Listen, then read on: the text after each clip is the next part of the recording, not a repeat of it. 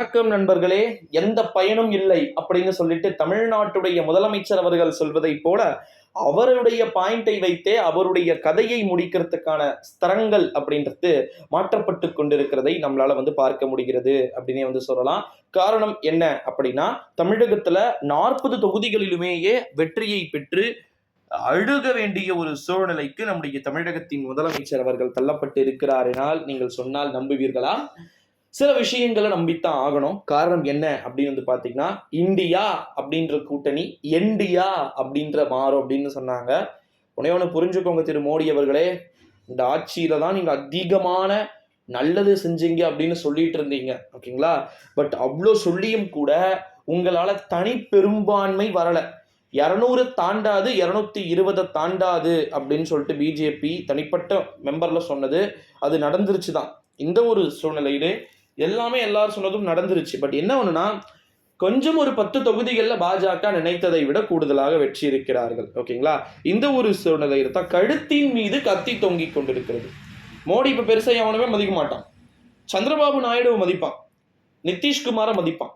மீடியாக்கள் கூட சொல்றேன், போலீஸ் அதிகாரிகள், ஐஏஎஸ் அதிகாரிகள், ஐபிஎஸ் அதிகாரிகள் எல்லாருமே தென்னிந்தியாவிலிருந்து ஒரு நபர் வட இந்தியாவில் இருக்கக்கூடிய ஒரு பிரதமரை தீர்மானிக்கிறார் என்றால், அதுவும் நம்முடைய பக்கத்து மாநிலம், காட்பாடி தான்னா ஆந்திரா அப்படின்னு பக்கத்து மாநிலம் அப்படின்றது ரொம்ப மிக சிறப்பானது. தெலுங்கானாவா இருந்தா கூட அது நமக்கும் இதுக்கும் இன்டைரக்டா இருக்கு அப்படின்னு நம்ம சொல்லிடலாம். பக்கத்து மாநிலம் தீர்மானிக்கிறது.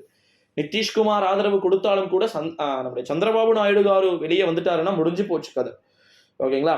இந்த ஒரு சூழ்நிலை இருக்கு. அதே போல மேல நம்முடைய பீகார் அரசியல்ல நிதிஷ்குமார் பிஜேபி வேணான்னு சொல்லிட்டு வெளியே போயிட்டாலும் கூட அவர் முதலமைச்சர் பதவியில தொடருவார். எப்படின்னா, காங்கிரஸோடு சேர்ந்து பண்ணுவார். இந்த ஒரு சூழ்நிலையில தான் 40 தொகுதிகளிலுமே வெற்றியை பெற்று அழுக வேண்டிய ஒரு சூழ்நிலைக்கு முதலமைச்சர் தள்ளப்பட்டிருக்கிறார் அப்படின்னு சொல்லிட்டு செய்திகள்லையும் ஊடக தளங்கள்லையும் தகவல்கள் அப்படின்றது வெளியானாலும் கூட ஒன்றே ஒன்று புரிந்து கொள்ளுங்கள், மோடி ஸ்திரத்தன்மையோடு பெரும்பான்மை பெறவில்லை, ஓகேங்களா?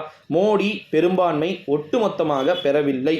இன்னும் அவருக்கான அந்த எச்சரிக்கை மணி தொடர்ந்து கொண்டுதான் இருக்கிறது அப்படின்றத புரிந்து கொள்ளுங்கள். நாளை பின்ன ஸ்டாலினுடைய ஆதரவு பிஜேபிக்கு தேவைப்படலாம். யாரையுமே எதிர்பார்க்க மாட்டாங்க, யாரையுமே எதிர்க்க மாட்டாங்க. இந்த 5 வருஷம் எப்படிமா போக போகுது? சைலண்டா இருப்பாங்கங்க, ஆட்சியை நடத்துவாங்க.